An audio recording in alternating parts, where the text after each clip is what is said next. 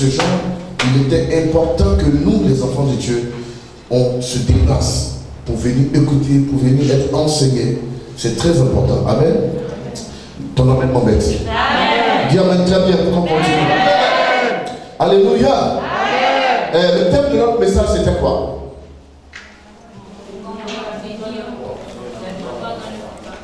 Comment quoi? Comment obtenir la victoire dans quoi?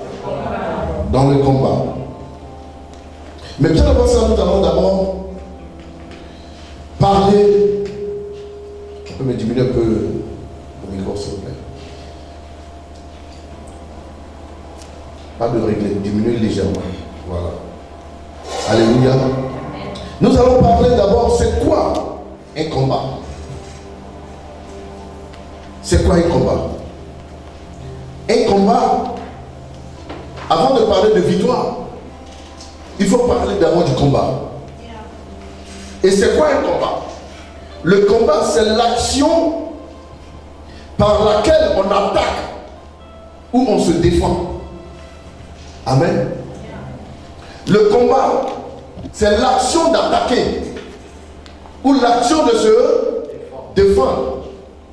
Donc quand il n'y a pas là, la bagarre, soit tu attaques ou soit tu te défends. Voici les deux actions. Et c'est quand les deux sont réunis, on peut dire qu'il y a eu combat. Vous comprenez? On peut dire qu'il y a eu combat. Maintenant, il est nécessaire de savoir que le combat dont nous allons enseigner aujourd'hui n'est pas un combat physique, mais c'est un combat spirituel. Et c'est quoi la spiritualité? Alléluia. Ce qui est spirituel, c'est ce qui est de nature, esprit. Ce qui n'est pas physique. Ce qui touche ou concerne l'esprit. Alors que l'esprit, c'est la nature invisible de ce que on ne voit pas. Alléluia. Bien-aimés, vous devez comprendre que le combat spirituel, c'est un véritable combat. Et c'est un combat à haut risque. Alléluia. C'est un combat quoi? À haut risque. Parce que si tu combats avec le physique, si tu vois la proportion de ton adversaire, sa taille, sa forme, son aspect, si tu te sens effrayé, frère, la poutre d'escampette, tu peux fuir. Alléluia. En fuyant ton adversaire qui est visible, tu choisis un lieu où tu cours pour aller. Pourquoi? Parce que s'il est envoyé, tu essaies de t'échapper vers un campement. Est-ce que quelqu'un comprend? Amen. Tu essaies de fuir pour aller où? Vers Oviedo. Et tu le laisses où? À Missa. Pourquoi? Parce que tu fuis quelqu'un ou quelque chose de physique. Soit tu peux se déplacer, mais toi, tu cherches à l'éviter. Mais tu combats un esprit. D'abord, il n'est pas physique et tu ne sais pas où il est. Est-ce que vous comprenez? Amen. Voilà pourquoi on demande aux enfants de Dieu, quand vous êtes dans la maison du Seigneur, soyez concentrés. Amen. Ne blaguez pas à toute heure et à toute occasion. Ne soyez pas dans la distraction. Ne blaguez pas. Quand vous foulez les pieds dans l'église, automatiquement le combat commence. Amen. Le fait même de quitter chez toi pour dire je vais adorer Dieu, tu viens de déclarer la guerre comme ça. Amen. Parce que les ancêtres, les fétiches et les autels de la famille ne voudrait pas que tu les laisses, ne voudrait pas que tu les abandonnes, ne voudrait pas que tu les quittes pour un autre Dieu. Donc le fait même de dire, je donne ma vie à Dieu, frère, tu viens de déclencher une guerre naturelle et spirituelle. Est-ce que quelqu'un comprend? Mais ce qui est compliqué dans cette affaire, c'est le fait que tu dois affronter des personnes ou des esprits que tu ne vois pas.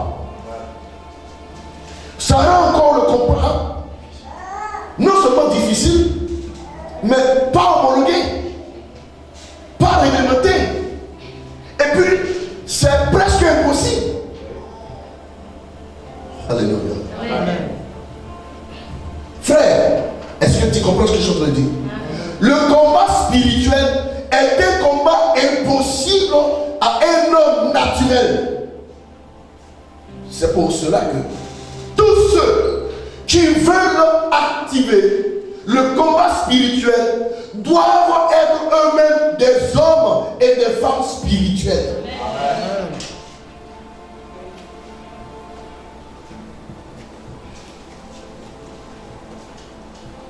Alléluia. Amen. Viens s'il te plaît. Le voici en face de moi. Si nous prenons position pour se battre, je peux le saisir au collet. S'il n'est pas content, ce n'est pas une affaire de papa. Lui aussi fait quoi? Il me saisit aussi. Oui, c'est moi. Lui aussi va me saisir. Quand les gens nous voient, qu'est-ce qu'ils sont en train de dire? Ils sont en train de se battre. Qui se bat avec qui? Le Fils et le Père. Le Fils et le Père sont en train de se battre. Alléluia. Amen. Ils diront, c'est un enfant impoli, c'est un enfant maudit. Oui, mais ce qui est sûr, c'est qu'il y a un combat qui est engagé et le Fils est en train de se battre avec le Père, n'est-ce pas? Mais ce n'est pas évident qu'il puisse me frapper. Amen. Ce n'est pas aussi évident que je puisse le frapper. Mais ce qui va montrer qui est plus fort, c'est la supériorité de la force de chacun. Est-ce que quelqu'un comprend? Amen. Je dis toujours, la bonne tenue ne fait pas le bon combattant. Arrête-toi. Est-ce que vous comprenez ce que je suis en train de dire? La bonne tenue ne fait pas le bon combattant. C'est pas parce qu'il a beaucoup de canons, c'est un général, ou bien il est un syrien, que non, lui là c'est un vrai combattant. Non. On peut être gradé par nomination. Il peut y avoir des gens qui ne sont pas gradés du tout, mais c'est des gens de combat et de terrain. Bon, maintenant, je suis arrêté. Et puis il y a quelqu'un qui me tape en derrière, mais je ne vois pas la personne. Hein? Et puis, je sens que quelqu'un me tape. Mais il se trouve que je ne vois pas la personne. Ma réaction et mes attitudes vont faire de moi comme qui? Non. Non. Merci mon fils. On me verra comme vous. Voilà pourquoi tous ceux que vous voyez dans la rue, en train de parler seul, en train de dire, laisse-moi, laisse-moi. On ne voit pas ça comme un combat. On ne voit pas cette personne comme une personne qui est en train de se battre. Mais on voit tout de suite, ah il est fou, il a perdu quelques boulons. C'est pas ça. Donc en la vérité, combattre les esprits, c'est de la folie.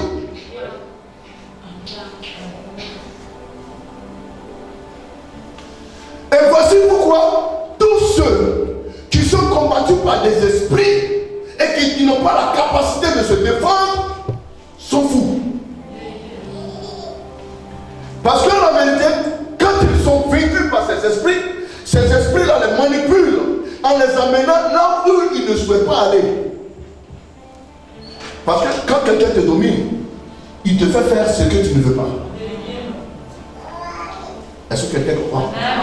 Quand quelqu'un te domine, il te fait faire des choses que tu ne veux pas. Voilà pourquoi les esprits amènent des gens à aller manger dans des poubelles. Parce qu'ils sont dominés, ils sont vaincus. Et ils deviennent l'esclave de celui qui triomphe sur lui. Est-ce que vous comprenez? Mais maintenant, il se trouve que, en tant qu'enfant de Dieu, on vous dit le combat spirituel. Aujourd'hui, nous allons combattre le diable. Mais frère, tu ne peux pas combattre ce que tu ne vois pas.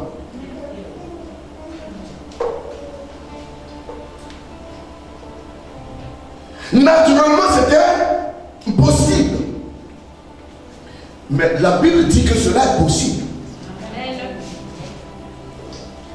Mais à quel moment cela devient possible? Cela sera seulement possible lorsque votre être intérieur, lui-même, va commencer à prendre confiance que par la foi, cela est possible. C'est en ce moment que le combat devient un combat réglementé. Pourquoi? Je vais vous expliquer. Alléluia. Tout simplement parce que le combat spirituel engage un homme physique et des esprits surnaturels. Mais d'où est-ce que vient cette force qui permet aux hommes physiques de pouvoir avoir une victoire sur le spirituel? Parce qu'en la vérité, pour que le combat physique agisse dans le monde spirituel, il faut qu'une force puisse activer ton combat dans le monde spirituel pour atteindre l'ennemi. Sinon, ce n'est pas possible. Est-ce que quelqu'un a compris ce que j'ai dit? Amen. Est-ce que quelqu'un a compris ce que j'ai dit? Amen. Prenons le verset, le livre qui parle plus et qui parle même du combat spirituel. C'est le livre de Éphésiens. Paul, qui était non d'une certaine carrure, un homme intellectuel qui a fait de hautes études et qui aimait tellement la loi et qui s'est investi à connaître la loi, à comprendre la loi, jusqu'à enseigner la loi. Paul s'est vêtu, Paul s'est appliqué à faire respecter la loi. Donc tous ceux qui ne marchaient pas selon la loi et qui marchaient selon le nouveau évangile qui était l'évangile de Christ, Paul les emprisonnait. Paul était même témoin d'un certain Étienne qui fut lapidé jusqu'à mort. Paul n'a pas connu le Seigneur.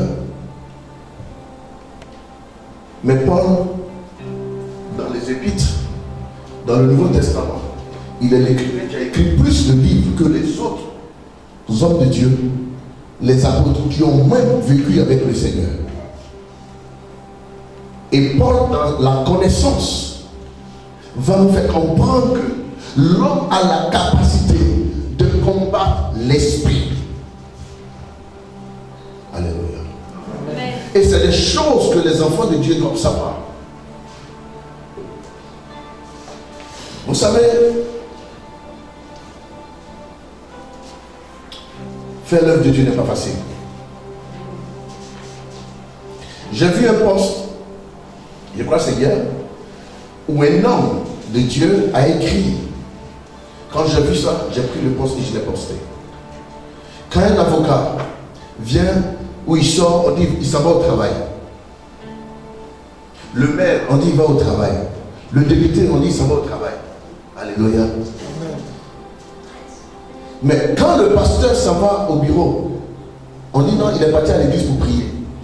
Mais on ne dit pas qu'il est allé au travail.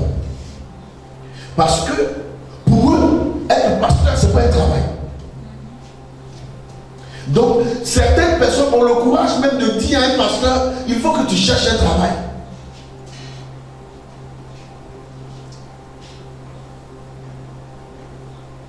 Il faut que tu cherches un travail.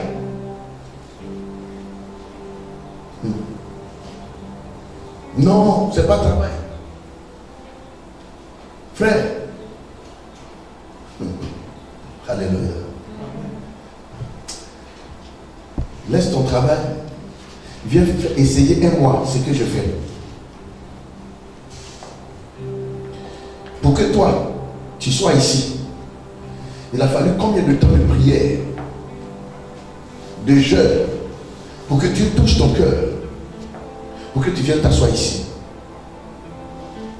Pour que d'autres personnes viennent s'asseoir ici.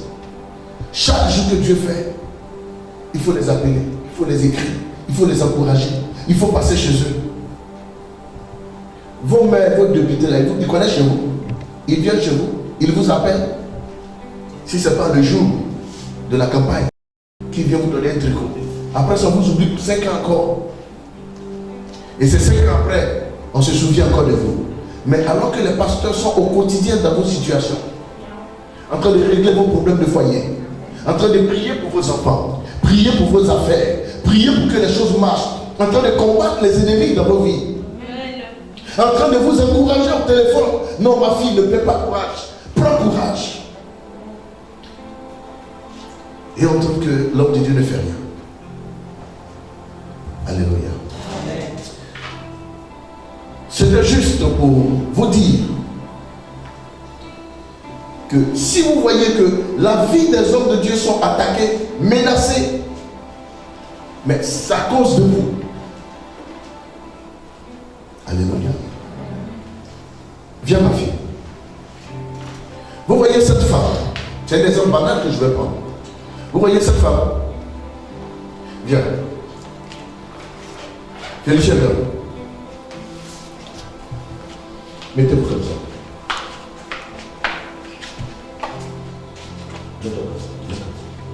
Vous voyez ces 3 personnes? Alléluia. Toi, tu viens de quelle région? Région. Lambaréné. Lambaréné, voilà. Et toi, tu viens d'où? France. Et toi, tu viens d'où? Lambaréné. D'accord. Imaginez-vous que cet homme, dans sa famille à Lambaréné, il y a une eau là-bas qui fait que les hommes ne doivent pas travailler. Dans leur famille, ils ne doivent pas connaître le bonheur. C'est les hommes banals. Celle-là, dans sa famille, elle ne doit pas se marier. Celle-là, dans sa famille, tout ce qu'elle fait là, ça ne doit pas marcher, elle ne doit pas travailler. C'est que tout ce qu'elle fait là, ça ne doit pas marcher. Alléluia. Alléluia. Et les 3 là sont mes enfants. Et lui, les esprits qui sont derrière lui se battent pour qu'il soit maintenu comme chômeur. Les esprits qui sont derrière elle se battent pour qu'elle soit maintenue comme une femme célibataire, elle ne va pas se marier. Et les esprits qui sont derrière elle font à ce que ses affaires ne prospèrent pas. Et les 3 là, chacun a ses problèmes. N'est-ce pas que quand il se dégage, son problème, oui, dégage-toi. Son problème est son problème, non? C'est lui son problème, non? Quand elle se dégage, son problème c'est son problème. Ainsi qu'à elle. Le problème de cette femme ne concerne pas cette femme. Est-ce que vous comprenez? Et le problème de cette femme ne concerne pas ce monsieur. Même si les 3 se croisent et qu'ils sont dans le même lieu, chacun a son problème. Est-ce que vous comprenez? Mais maintenant, quand ces 3 personnes viennent pour trouver l'homme de Dieu, à chacun vient expliquer son problème à l'homme de Dieu, et que l'homme de Dieu commence à s'intéresser, à prier pour que lui, il sorte des chaînes. Ça veut dire que l'homme de Dieu commence à se faire ennemi des esprits qui sont derrière ce monsieur. En même temps, l'homme de Dieu devient encore ennemi des esprits qui sont derrière cette femme. Est-ce que vous comprenez ce que je suis en train de dire? L'homme de Dieu devient encore l'ennemi de tous les esprits qui sont derrière cette femme. Donc s'il y a 4 ennemis derrière chacun, ça fait 12 ennemis, n'est-ce pas? Alors que chacun son ennemi, qui est 4 personnes. Mais le fait que moi, je sois derrière chacun pour leur délivrance, donc je suis confronté à 12 ennemis à la fois. Est-ce que vous comprenez? Amen. Donc s'il y a 12 ennemis à la fois, imaginez-vous une église avec 100 personnes. Et chacun a au moins 4 ennemis.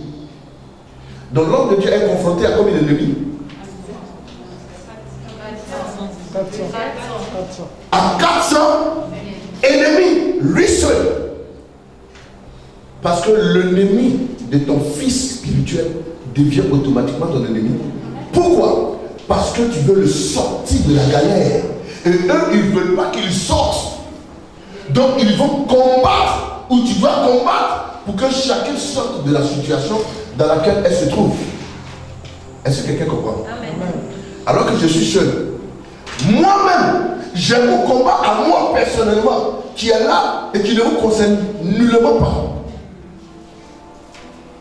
Est-ce que quelqu'un comprend ce que je suis en train de dire? Donc c'est pour cela que bien aimé, quand vous êtes chez vous et que vous êtes en train de manger votre bâton de manioc, en train de manger votre riz parfumé, s'il vous plaît, de temps en temps, élevez vos voix et priez pour vos pères spirituels. Alléluia. Parce que vous allez comprendre que tout le monde vient expliquer son problème. Mais personne ne vient juste un jour voir le pasteur pour lui demander, pasteur, honnêtement, quel est toi ton besoin? Personne ne le fait. Chacun vient, il explique son problème. Chacun vient, il explique son problème. Je suis en train de parler de combat spirituel. Vous allez comprendre pourquoi je suis en train de vous expliquer ça. Donc ça veut dire que d'abord, le combat des hommes de Dieu est un combat robuste et même terrible. Donc si tous ces esprits-là se dressent contre l'homme de Dieu, c'est contre son foyer, c'est contre sa maison, c'est contre ses enfants, c'est contre tout ce qu'on peut faire pour le décourager, pour qu'il abandonne ce combat-là. Ils vont le faire. Ce n'est pas facile. Alléluia. Amen. Mais nous puissions tout par celui qui nous fortifie. Amen. Que le Seigneur vous bénisse. Asseyez-vous. Maintenant, je vais vous expliquer. Éphésiens le chapitre 6, à partir du verset 10, jusqu'au verset. Donc ici, l'homme doit comprendre que le combat spirituel n'est pas un combat physique qui oppose une personne à une autre personne.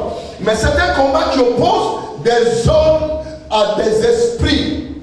Et les esprits sont surnaturels. Les esprits ont des forces surnaturelles. Alléluia. Vous allez voir que pour soulever ça, on a besoin peut-être de 3 personnes ou 4 personnes pour venir soulever. Mais un esprit peut soulever ça comme un jouet. Jeter ça même à 100 km. Hein? Combien? Même sans toucher. Siffler ça. Et puis ça va tomber là-bas. Est-ce que quelqu'un comprend? Et on te dit que toi, tu dois combattre cet esprit-là. Alléluia. Amen. Que le nom du Seigneur soit béni. Amen. Bien aimé, lisons Éphésiens le chapitre 6, verset 10. Éphésiens, chapitre 6, lisons le verset 10. Éphésiens 6. Au reste, fortifiez-vous dans le Seigneur et par sa force toute puissante. Revêtez-vous de toutes les armes de Dieu, afin de pouvoir tenir ferme contre les ruses du diable. Alléluia. Amen. On va s'arrêter. Lisons tout le passage d'abord.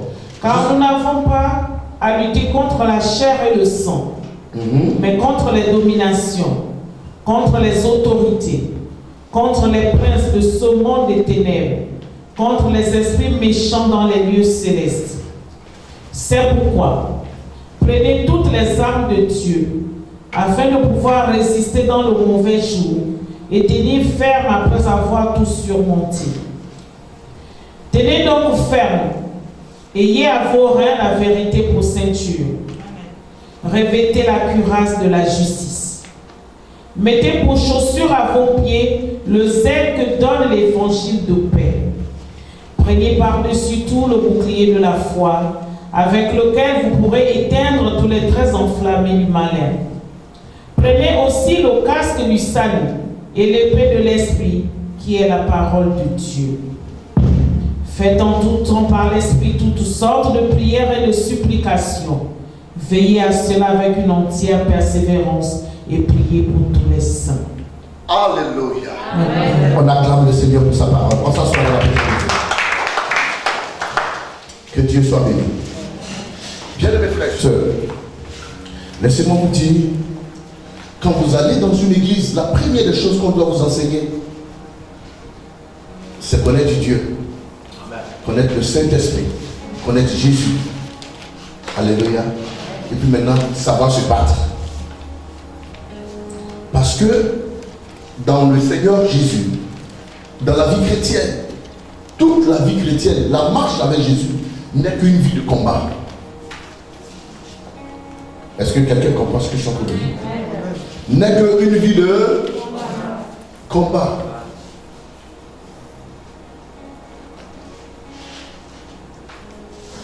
Alors, puisque nous-mêmes, nous n'avons pas de force surnaturelle, nous n'avons pas de puissance, et nous ne voyons pas clair spirituellement aussi.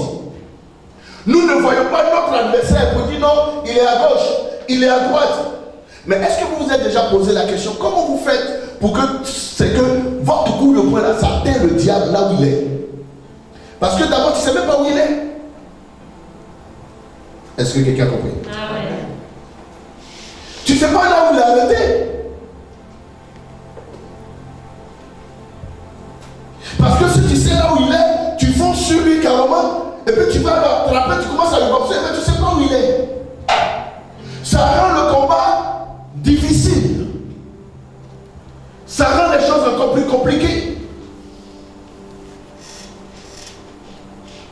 Mais on vous dit de vous battre. Oh Seigneur, nous prions, on se bat. Oh Alléluia, le démon est vaincu, nous te soulevons. Alléluia. D'autres même vont jusqu'à le gifler. Mais il est où?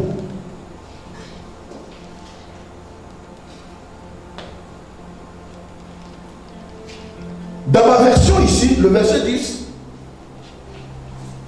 lisons le verset 10 de Éphésiens. Il dit pour conclure, puisez votre force dans le Seigneur et dans sa grande puissance. Alléluia. Puisez votre force dans le Seigneur et dans sa grande puissance.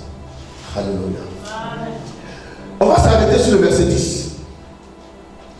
On va le lire dans la version de Maman Kagé.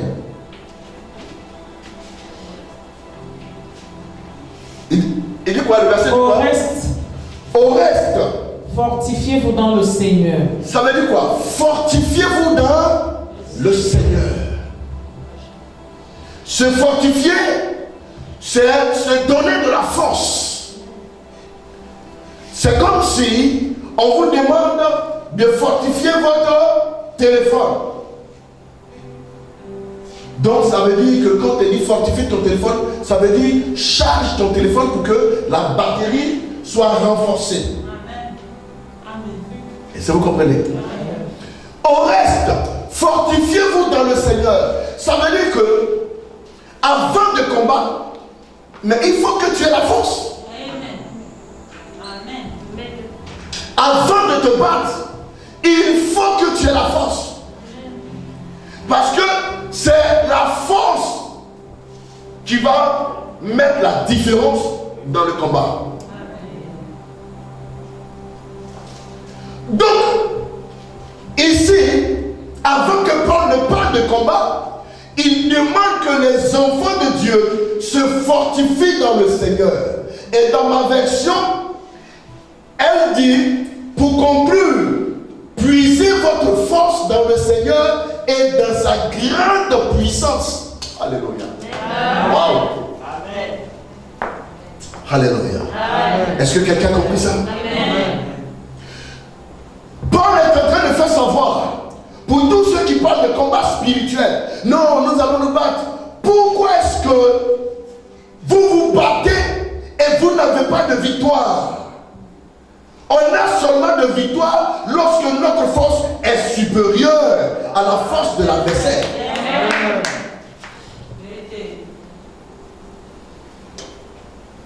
Si chaque fois que tu te bats, tu pries, tu gères et que tu es toujours à l'église faisant des offrandes, des dîmes et que tu ne vois pas de résultat, ça veut dire que l'adversité qui est en face de toi, tout ce que tu fais la réunir n'a pas encore atteint le niveau qui le dépasse. Amen. Yes. Voilà pourquoi la Bible vous demande de prier sans cesse. Amen. Prier sans cesse veut dire, si hier tu as fait, tu n'as pas vu de résultat, aujourd'hui encore il faut le faire. Amen. Vous allez voir, dans un combat de boxe ou dans un combat de karaté, deux personnes peuvent s'affronter terriblement. Et ils se battent jusqu'à, il n'y a pas de chaos.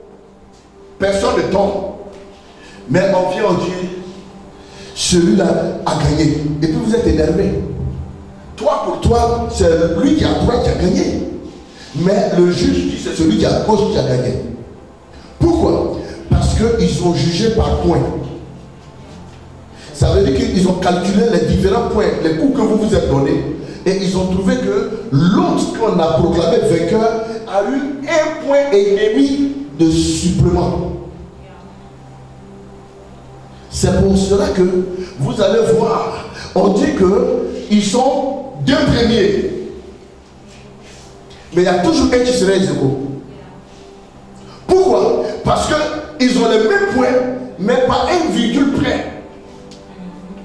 L'autre sera le véritable premier, l'autre sera déclaré premier, mais on le mettra ex-aequo. Ça veut dire qu'il est premier, mais derrière lui. Pourquoi? Parce qu'il y a une différence. Donc ce qui va faire de toi la tête, c'est la différence que tu vas mettre entre toi et l'adversaire. S'il n'y a pas de différence, alors vous serez à l'égalité.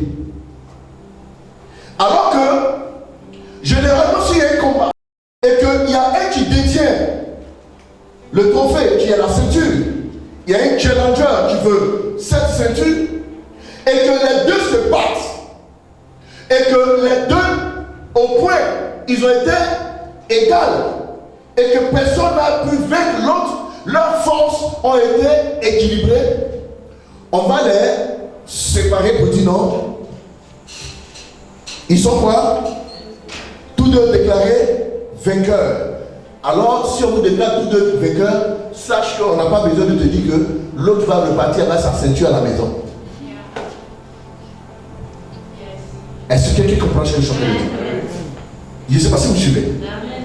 Donc, ça veut dire que si l'ennemi détient ta gloire, ton mariage, ton voyage, et qu'on te donne l'occasion de récupérer ça, ça veut dire que tu dois te forcer à ce que les coups et les points que tu vas lui donner soient supérieurs à lui. Mais si tu n'arrives pas et qu'on vous déclare tous deux vainqueurs, il continue de garder toujours la ceinture. C'est pour cela que vous allez voir que vous vous rendez compte que souvent vous avez fait des efforts, mais tu n'arrives pas à prendre. Pourquoi? Parce que tu n'as pas été vainqueur. Alléluia. Ne dormez pas. Faites l'effort pour vous tenir bien. Parce que ce que je suis en train de vous enseigner pendant ces 3 jours, je dis quoi? Je vais vous expliquer des secrets pour obtenir des victoires dans vos combats. Et je vais prendre des choses terre à terre pour vous expliquer. Alors, il dit puisez, puisez. Donc, vous devez comprendre que c'est bon, c'est pas possible de combattre un être spirituel. Donc, ça, c'est pas possible. Vous devez oublier ça. Maintenant, Paul dit c'est possible Mais pour pouvoir le faire en tant que chrétien, notre source où nous devons tirer notre force, notre puissance, il dit, notre source, c'est Jésus-Christ de Nazareth. Pourquoi? Il dit, pour conclure, puisez votre force dans le Seigneur. La seule force qui peut vaincre l'ennemi, même si tu ne le vois pas, cette force-là émane de Jésus-Christ. Cette force-là vient du Seigneur. Pourquoi? Je vais vous expliquer pourquoi. Allons-y. On va lire Éphésiens le chapitre 1, verset 19 au verset 22. Éphésiens 1, verset 19 au verset 22. Éphésiens 1, verset 19. Oui. Et quelle est envers nous qui croyons l'infinie grandeur de sa puissance? L'infini quoi? Grandeur de sa puissance. La puissance de qui? La Bible dit que Jésus-Christ, sa puissance est une puissance infiniment grande. Ça veut dire, vous pouvez être 1000, vous allez vous connecter. Cette puissance auquel vous vous êtes connecté ne peut jamais se décharger. C'est une puissance infiniment grande à laquelle nous sommes connectés. Bien aimé, vous pouvez avoir un téléphone, un chargeur et une prise. Mais si vous ne vous levez pas pour connecter votre téléphone au chargeur et le chargeur à la prise, vous n'aurez pas d'énergie. Est-ce que quelqu'un comprend ce que je suis en train de dire? Ici, Paul est en train de nous montrer que si tu veux tenir contre le diable et que si tu veux avoir le pouvoir de le vaincre, il y a Jésus-Christ d'abord. En lui, nous devons puiser notre quoi? Nous devons nous fortifier. Nous devons puiser notre force en lui. Mais maintenant, Éphésiens le chapitre 1, verset 19, nous explique que la puissance dans laquelle nous devons puiser là est une puissance grande et infiniment.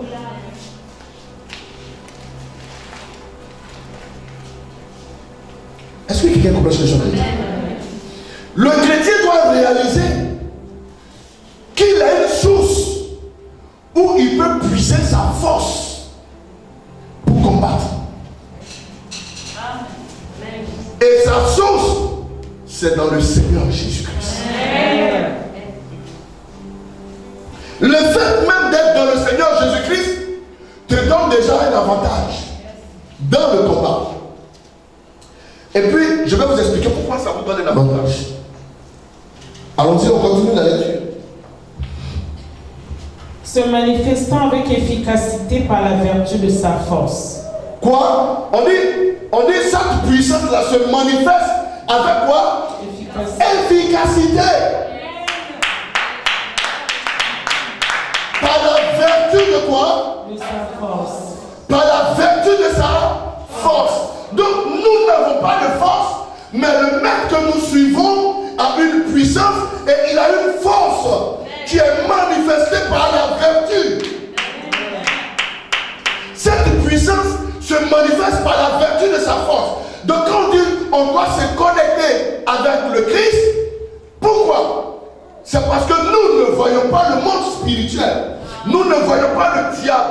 Nous ne voyons pas les autorités, les principautés. Mais le Christ, lui, il les a déjà vaincus.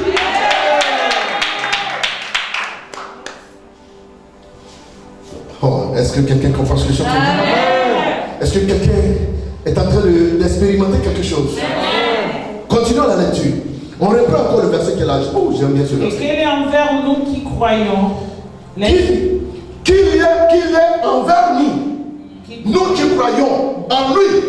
Donc, cette puissance, cette autorité, cette force est pour nous qui croyons en lui. C'est pas pour quelqu'un d'autre.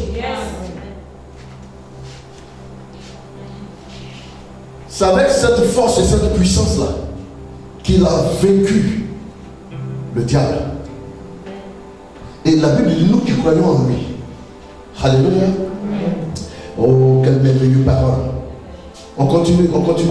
Quelle est envers nous qui croyons l'infinie grandeur de sa puissance. Donc nous qui croyons en cette puissance grande et infinie là, oui. Se manifestant avec efficacité par la vertu de sa force. Uh-huh. Il a déployé en Christ en le ressuscitant des morts. Écoutez bien, la Bible dit que Dieu a déployé en Christ.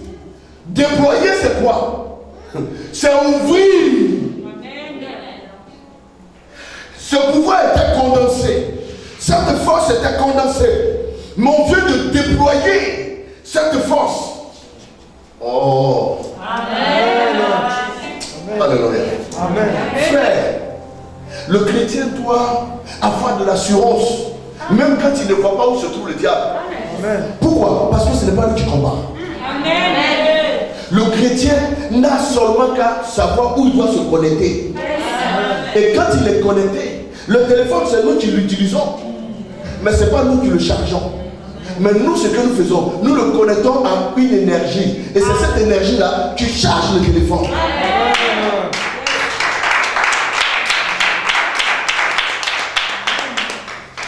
Alléluia. Pourquoi? Parce que ceux qui ont créé l'énergie du Gabon se sont rassurés que cette énergie-là peut alimenter une grande majorité. Oui, tout ce que l'homme fait a des limites. Donc par moment, ils peuvent ne pas ravitailler tout le monde. Mais ici, il n'est pas question du Gabon, ni de la Côte d'Ivoire, ni de la France. Mais il est question de celui qui est lui-même l'énergie. Amen. Yes. Et celui-là, c'est Jésus-Christ de Nazareth. Amen. Et Paul nous fait comprendre que dans le verset 19, attends, lisons ça dans ma version. Et quelle est l'extraordinaire grandeur de la puissance qu'il met en œuvre en notre faveur. Wow. Donc, dans ma version, on dit que cette grande puissance que Dieu dégage en Jésus-Christ, en fait, c'est pour mettre ça en notre faveur. Donc, ça veut dire que, hey, frère, tu dois te battre avec quelqu'un. Et tu sais que tu ne mouilles pas la personne. Et tout d'un coup, brusquement, tu vois un homme puissant, grand et fort qui apparaît. Et puis il veut mettre sa force en ta faveur. Ça veut dire qu'il est prêt à te défendre. Amen. Amen. Donc, en la vérité, le combat spirituel dont on parle, ce n'est pas nous qui nous battons. Nous nous connectons nos prières. Nous connectons nos prières. Parce que Jésus dit, faites-le en mon nom si vous demandez. Donc ce que nous faisons, nous devons faire dans le combat, c'est de nous connecter au Seigneur. De dire au Seigneur, nous croyons en toi dans ce combat. Parce que nous savons que tu as une énergie infiniment grande. Bien aimé, si vous comprenez ces choses-là, votre façon de prier va changer. Et votre façon de voir les choses spirituelles vont changer. Et vos prières seront efficaces. Je vous le dis. Je dis à quelqu'un que ce que je suis en train de dire est vrai. Puisque la Bible le dit ainsi. Peut-être que tu as plusieurs fois lu cela. Mais aujourd'hui, je vais t'amener à expérimenter encore ces versets-là. Alléluia. Alléluia. Amen. Et la Bible dit, cette puissance, en effet, il l'a déployée dans toute sa force, en la faisant agir dans le Christ, lorsqu'il l'a ressuscité d'entre les morts, et l'a fait siéger à sa droite dans le monde céleste. Alléluia. Vous comprenez? Et on lit dans notre version encore. Le verset 21. Le verset 21. Uh-huh. Au-dessus de toute domination, de toute autorité. Écoutez bien. Celui que Dieu, Paul dit, nous devons nous connecter à qui? À Jésus. On vous explique maintenant qui est ce Jésus. Amen. Quelle est la force et l'énergie qu'il a.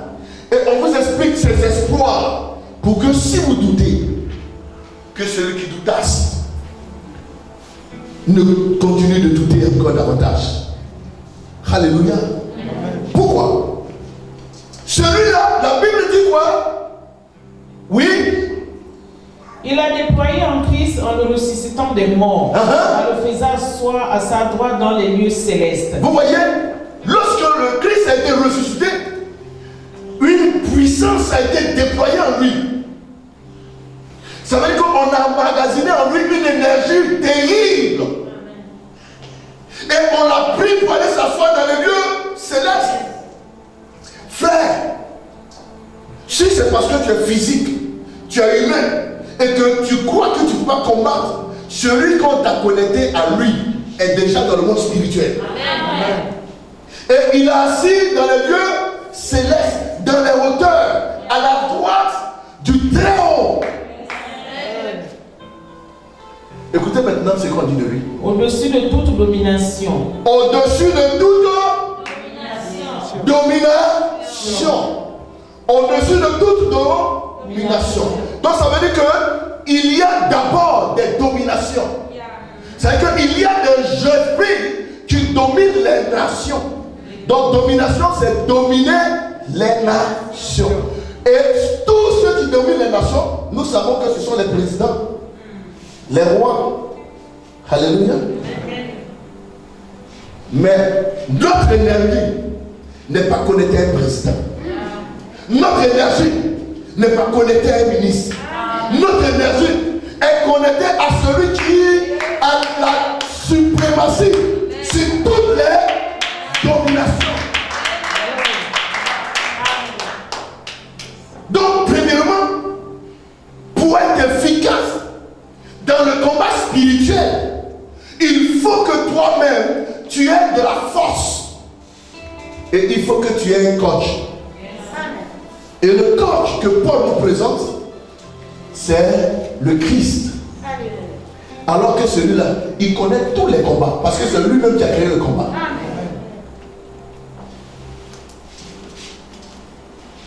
Et on continue, on dit quoi? De toute autorité. Alléluia. C'est qui les autorités? Après le président, vient le premier ministre et vient le gouvernement. De toute autorité. De toute puissance. Alors, la Bible dit que Dieu l'a élevé au-dessus de toute puissance. Dieu n'ignore pas qu'il n'y a pas de puissance. Dieu ne refuse pas d'admettre qu'il y a des puissances, puisque c'est lui qui les a créées. Mais la personne auquel vous êtes connecté, lui, il est au-dessus de toutes ces puissances. Et c'est en lui que Paul demande à ce que vous puisiez votre force. Alléluia. Ne soyez pas fatigués, parce que l'énergie même n'est pas fatiguée. Aussi longtemps que tu as la capacité de te charger, de te connecter, charge-toi. Ce que les hommes ont fait a des limites. Même quand vous achetez une batterie, le vendeur vous dira, il faut charger comme c'est la nouvelle charge, 4 heures de temps, après tu débranches. Mais la Bible dit, quand nous venons en Christ, la nouvelle batterie que Dieu met en nous est une batterie qui peut se connecter à une décharge qui est puissante et qui n'a pas de limite. Donc ça veut dire que tu peux être connecté nuit et jour pendant tout le temps de ta vie sans qu'il y ait de dommage.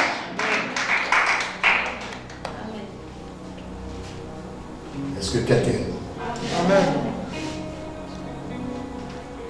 Somebody here, listen to me. Let me help you to understand. But today, God can give you grace. Say amen. Say amen very well.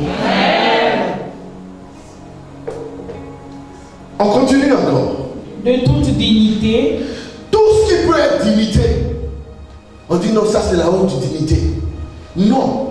Celui à qui Paul veut que tu te connaisses, en qui tu as cru. Peut-être vous ne savez pas, vous marchez avec Jésus. Mais aujourd'hui, je suis en train de vous amener à comprendre le vrai sens d'un combat spirituel. Parce que physiquement, combat, ce qui est spirituel, c'est perdu d'avance. C'est pas possible même. Mais Paul dit, si seulement nous nous connectons avec le Christ, celui qui a dominé toutes ces forces-là, alors cela est possible. Alléluia.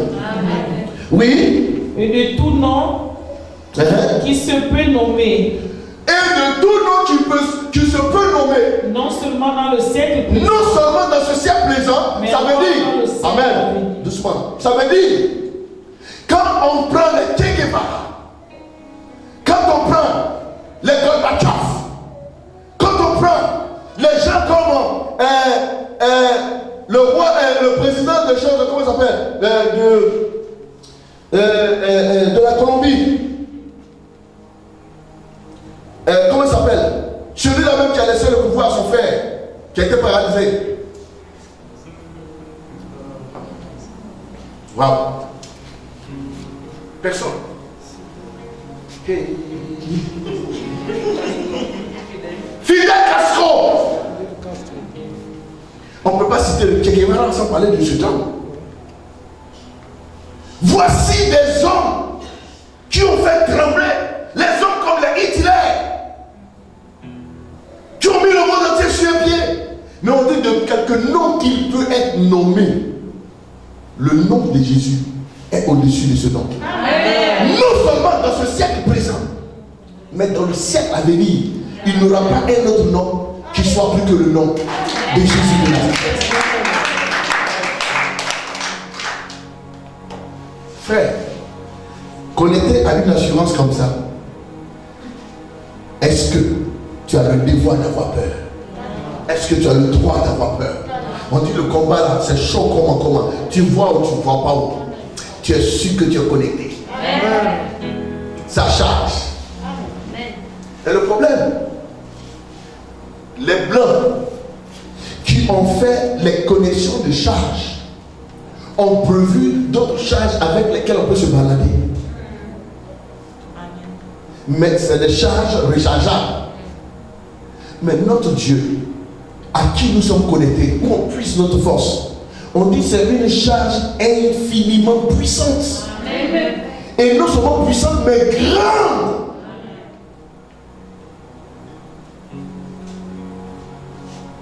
Est-ce que quelqu'un comprend? Amen. C'est ça. Premièrement, le chrétien doit comprendre que attaquer spirituellement est net spirituel. Le combat est biaisé et la défaite est consommée. Ce n'est même pas possible. Mais Paul dit, si nous nous connectons à Jésus, nous avons cette capacité de vaincre l'ennemi. Et c'est pour cela que dans Éphésiens 5, 19 à 22, il nous explique qui est ce Jésus et qu'est-ce qu'il a fait. On a terminé la lecture. Et la Bible dit que ce Jésus-là, sa force-là, c'est une force infiniment grande. Pour ce soir, nous allons nous arrêter là. Amen. Le combat spirituel, le premier secret, c'est de savoir d'où est-ce que tu tires ta force. Amen. Parce que quand un boxeur, un karatéka doit combattre, qu'est-ce qu'il fait? On va commencer à le former.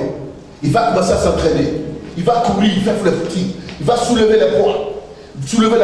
Courir pour avoir le souffle. Il va commencer à bosser, faire les... Mais,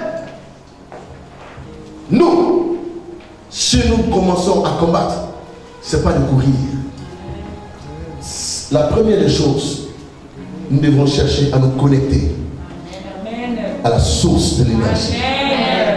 Et cette source, c'est Jésus-Christ de Nazareth. Pour avoir des victoires, il faut se connecter à celui qui a déjà vécu le monde. Alléluia.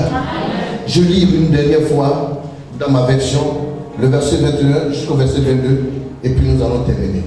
Là, virgule, le Christ est placé bien au-dessus de toute autorité, de toute puissance, de toute domination et de toute souveraineté.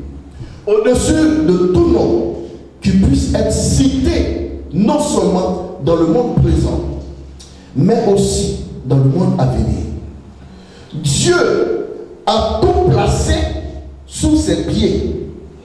Et Christ qui domine toutes choses, il a donné pour chef à l'Église, qui est son corps, lui qui habite dans la plénitude du Dieu, qui remplit tout en tous. Amen. Le français est trop simple. Parce qu'il y a une limite dans ta version. On n'avait pas terminé. Écoutez, lisons le verset 21 jusqu'au verset 23. Écoutez bien. Au-dessus de toute domination, Au-dessus de toute domination, de toute autorité, oui, de toute puissance, oui, de toute dignité de toute dignité, et de tout nom qui se peut nommer, on dit de tout nom qui peut se nommer, non seulement dans le siècle présent, non seulement dans le siècle présent, mais encore dans le siècle à venir. mais encore dans le siècle à venir. Alléluia. Vous comprenez? La suite, écoutez. Il a tout mis sous ses pieds. La Bible dit quoi? Il a pris toutes les dominations, toutes ses puissances, ses autorités, et il a mis ça sous ses pieds. Et il a donné pour chef. Donc ça veut dire que quoi? Ça veut dire que toutes les forces que vous pouvez imaginer, c'est le marche-pied de Jésus. Le marche-pied de Jésus. Lorsqu'un roi s'assoit, là où on dépose son pied, généralement dans les temps anciens, c'est des esclaves qu'on prenait pour faire les marche-pieds des rois. Quand le roi s'assoit, on prend un esclave, on le couche là, et le roi met ses pieds sur lui. C'est ça la domination. Et la Bible dit toutes les dominations que vous pouvez voir, tout cela, tous les présidents que vous craignez là, tous ces hommes qui bavardent chaque jour, qui prennent des décisions, qui veulent vous fatiguer là, la Bible dit ton Dieu, Jésus-Christ, à toutes ces personnes là sous son pied. Frère, alors dis-moi, qui est le directeur, qui est ce ministre pour te refuser un travail? Si celui que tu adores, son pouvoir, le pouvoir de ce ministre est sous son pied, le pouvoir de ce président est sous son pied, le pouvoir de cette autorité est sous son pied. Frère, si tu es connecté à Jésus, qui est cet homme-là qui peut te refuser ce contrat? Qui est cet homme qui peut te refuser ce travail? Qui est cet homme? On dit, il vient d'où? Le monde spirituel se lève pour dire, celui-là, c'est le Fils de Christ. Qui est son roi? Mais il parle comme ça. Qui est cette personne qui peut te refuser la fécondité pendant que celui qui rend fécond t'a béni? Alléluia. Lève-toi, fais comme ça, personne. Dis avec vigueur, personne. Qui peut te refuser? Qui peut te refuser? Qui peut te refuser? Bien aimé, vous voyez, votre délivrance dépendra. Ceux qui ne sont pas connectés au Seigneur là, vous ne voyez pas que vous n'avez pas de force. Même crier pour ta victoire, tu ne peux pas. On dit qui peut le faire? Tu fais quoi? Mais tu n'es pas connecté à Jésus. Donc ce qui se passe, ce qu'on fait pour Jésus, ça ne te dit rien. Mais quand tu es connecté avec le Christ, quand on parle de lui, tu es excité comme ça. Tout ton corps tremble. Pourquoi? Parce que tu es connecté avec lui. Alléluia. Tout dernièrement, j'ai vu une vidéo. Il y a quelqu'un qui est en train de travailler sur les fils de courant. Les gros câbles, comment on les appelle? Les hautes tensions. Qui étaient coupés. Le monsieur a été électrocuté et il est mort sur le champ. Il était suspendu là-bas. Il y a un autre qui est monté et qui était en train de chercher à déconnecter le monsieur. Quand il a touché, il a été électrocuté. Lui aussi, il est resté. Qui a vu ça? Voilà. Vous comprenez? Pourquoi? Parce que l'autre a reçu une décharge. Et comme il n'est pas fait pour emmagasiner cette décharge-là, il est mort. Alors que la puissance de cette décharge-là n'est rien comparablement à la puissance dont parle notre Dieu. Et la Bible dit que toi, tu es connecté à cette charge-là.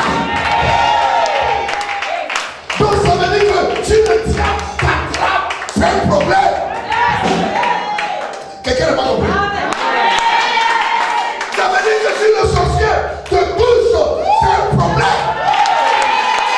La charge infiniment grande et puissante. Nous sommes connectés à cette charge. Quel est le féticheur? Quel est le sorcier? Quel est le marabout? Quel est le gaga? Qui est celui-là qui pourra te saisir? À la fin de ce séminaire, une autre fille te sera accordée. Une autre fille spirituelle te sera accordée. Alléluia. À la fin de ce programme, le diable ne pourra plus t'attraper. Le sorcier va te relâcher. Ton ennemi va te relâcher. Le féticheur va te relâcher. Pourquoi? Parce que tu seras chargé par une charge. Une charge surnaturelle. Wow. Bénissons le Seigneur. Lève les deux. Bénissons le Seigneur. Regarde. Réalise que cette charge-là. Réalise.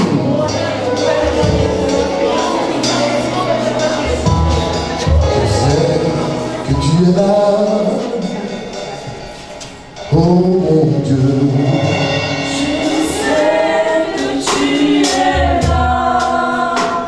Je sais que tu es là, oh Jésus.